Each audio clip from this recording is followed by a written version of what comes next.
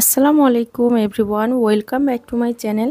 এখন যেহেতু ইলিশের মৌসুম, সো ফেসবুকে ইউটিউবে ইলিশের রেসিপিতে ছড়াছড়ি।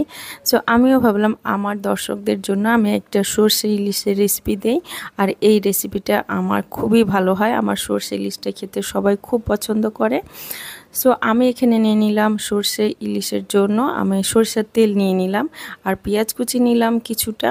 আর আমার ইলিশ মাছটা বেশ বড় ছিল, 1 কেজি ওজনের। এখানে আমি দিয়ে দিলাম পেঁয়াজ বাটা আর 1 টেবিল চামচ মতো, আর হাফ চা চামচ মতো রসুন কুচি দিয়েছি, আর 1 চা চামচ মতো আমি সরষে বাটা দিয়েছি, আর 1 চা চামচ করে আমি ধনিয়া গুঁড়া, জিরা গুঁড়া, হলুদ গুঁড়া, মরিচ গুঁড়া দিয়েছি। 4-5টা কাঁচা মরিচ দিয়ে দিলাম। আর সরষে ইলিশে বা ইলিশের যে কোনো রেসিপিতে আমি কিন্তু এই রসুন বাটাটা কম দিই, রসুন বাটা বা কুচি। আমার কাছে সরষে বাটা কম মনে হয়েছিল, যার জন্য আরেক চা চামচ দিলাম। আমি খুব বেশি কাদা কাদা করে সরষে বাটা দেই না, তা না হলে আপনার মাছের টেস্টটা কিছুটা কমে যায়। অনেকে অনেক বেশি সরষে বাটা দেয়, এটাতে খেতে অত মজা লাগবে না আপনার ইলিশের ঝোলটা। যার জন্য আমি মাখা মাখা করে করার মতো যতটুকু প্রয়োজন ততটুকুই দেই অ্যাকচুয়ালি। এখানে আমি 3 চা চামচ মতো সর্ষে বাটা দিয়েছি।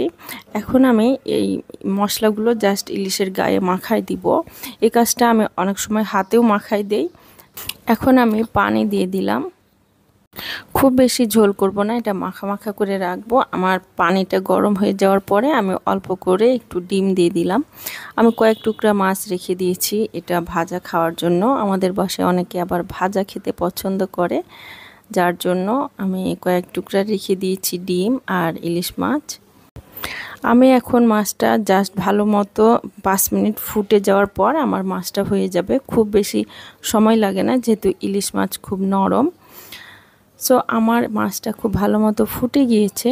আর আমি লাস্টের দিকে আমি এখন চুলাটা যখন বন্ধ করে দিব, তার একটু আগে আমি একদম কাঁচা সরিষার তেল দিয়ে দিব, তাহলে আপনার তেলের ফ্লেভারটা থাকে আর খেতে অনেক ভালো লাগে। সো এখন আমি চুলাটা অফ করে দিয়েছি, ঢেকে দিলাম। এই হচ্ছে আমার সরষে ইলিশ। সো এই রেসিপিটা আমার খুবই টেস্টি হয়, আপনারা ট্রাই করতে পারেন আর আমাকে কমেন্ট করে জানাবেন কেমন হলো। আর ভালো লাগলে অবশ্যই লাইক দিবেন আর সাবস্ক্রাইব করবেন।